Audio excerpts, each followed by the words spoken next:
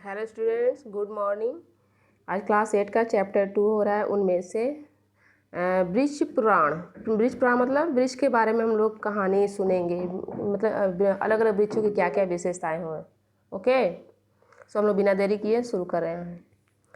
वृक्ष हमारे पर्यावरण का अत्यंत महत्वपूर्ण हिस्सा है, फिर भी मानव जाति ने सबसे अधिक अत्याचार वृक्षों पर ही किया है। प्रगति और विकास के बहाने से मनुष्य ने जितनी बेदर्दी से वनों का विनाश किया है, उतनी उद्विग्नता से आज पश्चाताप भी कर रहा है।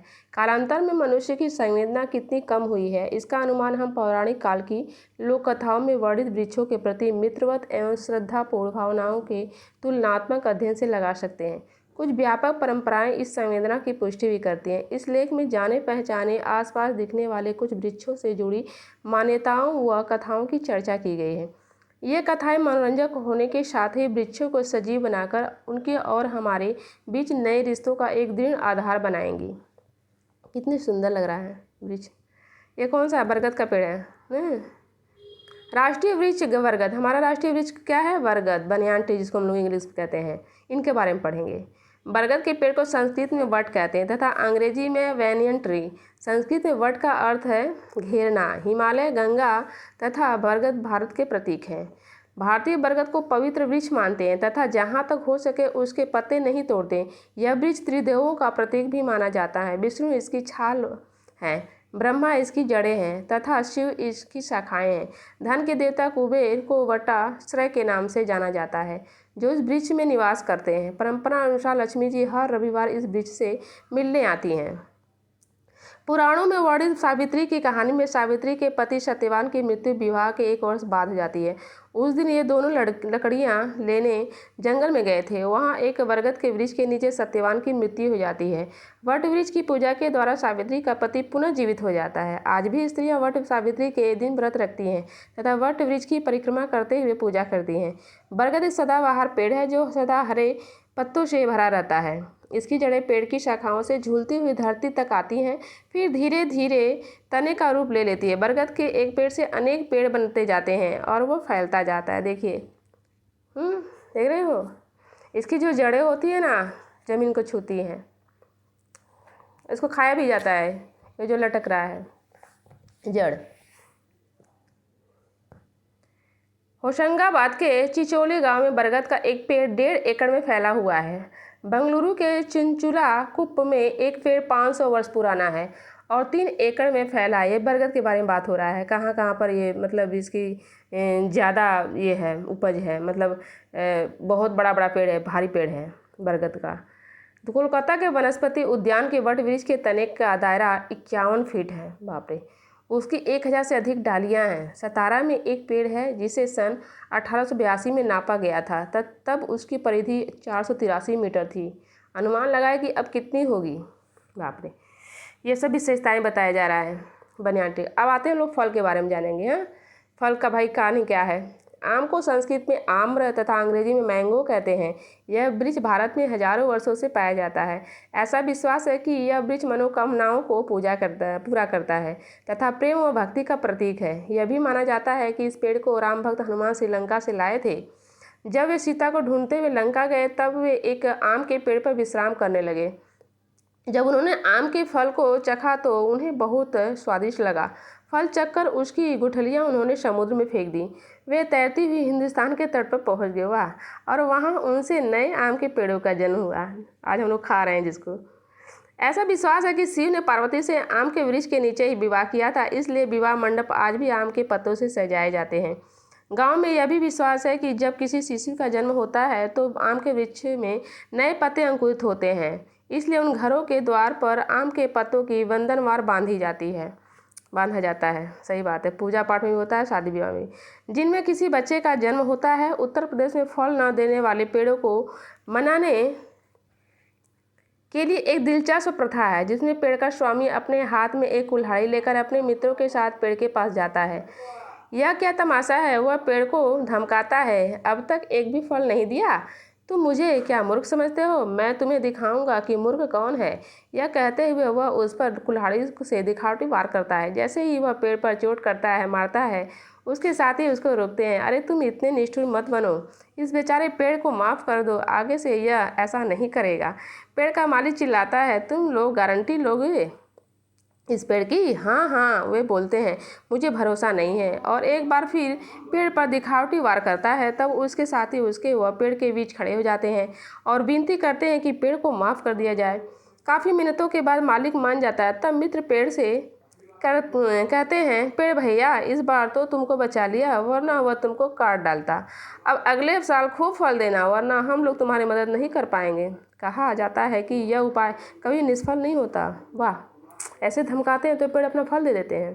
बहुत अच्छी बात है। डर से शिव जी का प्रिय बेल है। बेल को संस्कृत में बिल्व तथा अंग्रेजी में वुड एप्पल कहते हैं। यह शिव जी का प्रिय माना जाता है। इसके पत्ते शिव जी के पूजन में चढ़ाए जाते हैं, इसलिए अधिकतर शिव मंदिर के पास इस वृक्ष को अवश्य लगाया जाता है। बंगाल में दुर्गा पूजा के दिनों में दुर्गा देवी को बेल की एक शाखा जो उत्तर पूर्वी दिशा के पेड़ से लाई गई हो के स्पर्श से लगाया जाता है। बिहार की लोक कथा में एक लोकोक्ति है कि गंजे सिर के साथ बेल के पेड़ के नीचे नहीं जाते।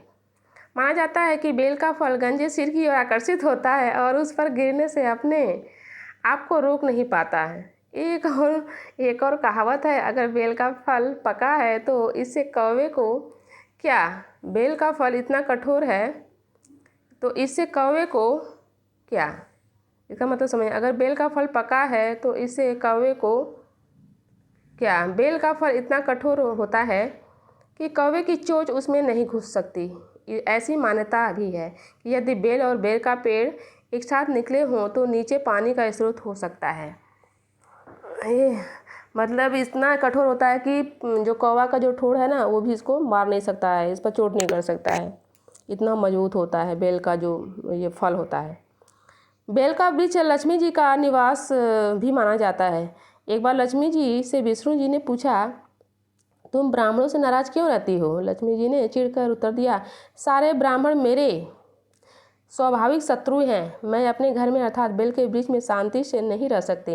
वे प्रतिदिन मेरे पत्ते तोड़कर शंकर जी पर चढ़ाते हैं। जब वे मेरे घर को नष्ट करते हैं तो मैं उनके घर में क्यों रहूं?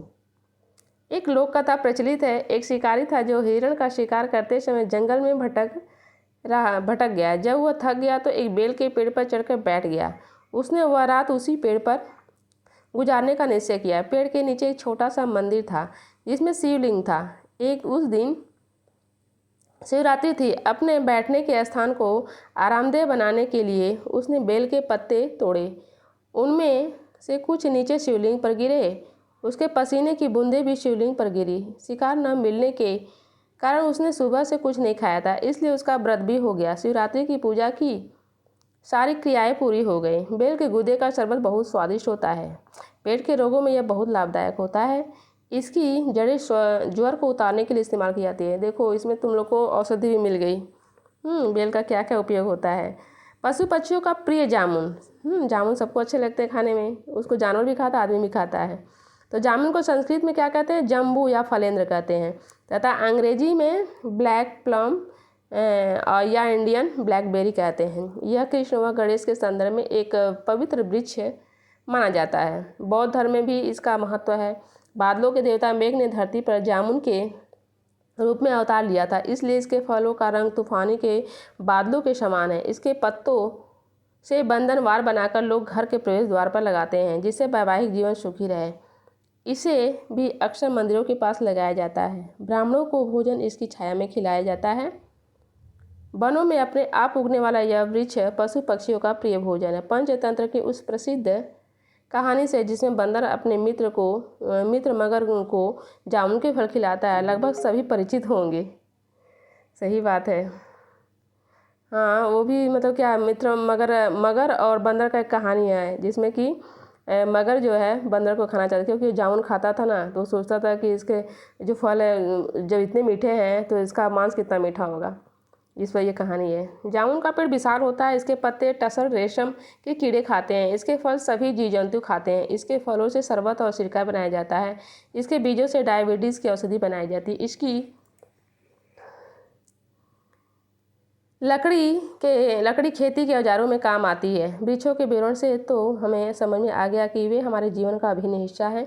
देवी देवताओं ने इन्हें सम्मान दिया है तो हम कैसे तिरस्कार कर सकते हैं। इनकी रक्षा हमें अपने परिवार के सदस्य की भांति करनी चाहिए, क्योंकि वास्तव में ये हमारा परिवार है। उत्तराखंड का चिपको आंदोलन इस बात का प्रमाण है कि हम चाहें तो संगठित होकर वन संरक्षण कर सकते हैं। अभी भी समय है हम पेड़ों का विनाश रोकें और आने वाली पीढ़ियों की रक्षा करें।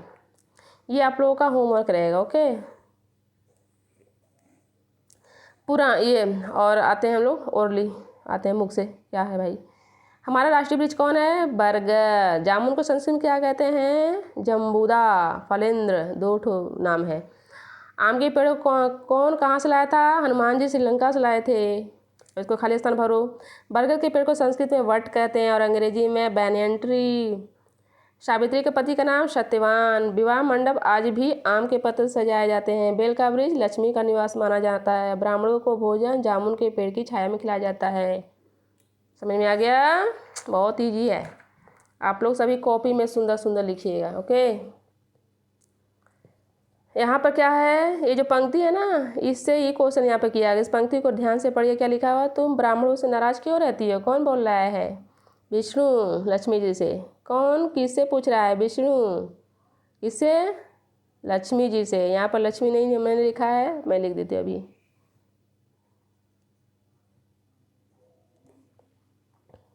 लक्ष्मी जी से पूछ रहे हैं। श्रोता ने इस प्रश्न का क्या उत्तर दिया? पत्ती को तोड़ने का, पत्ती जो मतलब बेल का जो पत्ता होता है ना, उसको तोड़ने का उत्तर दिया, इसीलिए वो नाराज रहती हैं। यह संवाद किस वृक्ष के बारे में हो रहा है? बेल। उस वृक्ष की 2 उपयोगिताएं बता रहा हूँ। यहाँ पर आप लोग देखिए, मैंने यहाँ पर टिक किया है। 2 उपयोगिताएं क्या है बेल की? देखिए 2 का ग यहाँ पर टिक किया मैंने, ओके। यहाँ तक बहुत लाभदायक है। यहाँ से आप लोग टिक कर लीजिएगा अपने बुक में। यहाँ पर मैचिंग है। बरगद एक सदाबहार पेड़ है। आम का वृक्ष भारत में हजारों वर्षों से पाया जाता है। बेल के गुदे का शरबत बहुत स्वादिष्ट होता है। बादलों के देवता मेघ ने धरती पर जामुन के रूप में अवतार लिया था। वृक्षों की रक्षा हमें परिवार के सदस्यों की तरह करनी चाहिए, ओके। समझ में आ गया आप लोगों को? मुझे मालूम है। घरों के द्वार पर किस वृक्षों के पत्तों की बंधनवार लगाई जाती है? जामुन। जामुन के पेड़ के क्या लाभ हैं? बहुत सारे लाभ हैं। देखो यहाँ पर मैंने टिक किया है। इसके पत्ते से लेकर औषधि बनाई जाती है, ओके। बहुत लाभ है। अच्छा, सत्यवान की मृत्यु किस वृक्ष के नीचे हुई? वट वृक्ष के नीचे। वट, अच्छा कुछ वाक्यों में देना है हम लोग को। वट सावित्री व्रत से संबंधित कहानी संक्षेप में लिखिए। यहाँ पर मैंने टिक कर दिया है। देखिए यहाँ पर मैंने टिक किया ना, एक यहाँ से लेकर पुराणों में से लेकर जीवित हो जाता, ओके। फिर बेल के वृक्ष के विषय में कौन सी लोक कथा प्रचलित है? बेल के बारे में भाई क्या कथा है, क्या कहानी है, ये भी हम लोग पढ़ लेते हैं। ये देखिए बेल के बारे में, ये 2 नंबर से लेकर यहाँ तक आप लोग सब बुक कॉपी में लिखिएगा सुंदर सुंदर। फिर तीसरा नंबर, एक प्रथा के अनुसार आम के पेड़ में फल न निकलने पर क्या उपाय किया जाता है? दिखावटी काटने का नाटक किया जाता है। उतना बड़ा कहानी नहीं लिखना चाहिए, दिखावटी काटने का अनुसार, मतलब अगर जो बहुत ज़्यादा लिखना पड़ेगा। अगर यहाँ पर से ये कहानी लिखिएगा तो यहाँ से यहाँ बहुत बड़ा कहानी हो जाएगा। यहाँ से हो जाएगा, यहाँ से हो जाएगा। अगर लिखना चाहेंगे तो ये बहुत लंबा हो जाएगा, यहाँ तक होगा। तो आप लोग क्यों लिखिएगा? दिखावटी काटने का नाटक किया जाता है। उसके बाद फल, जो आम का जो वृक्ष है वो फल दे देता है। तो आज के लिए इतना ही स्टूडेंट्स, थैंक यू।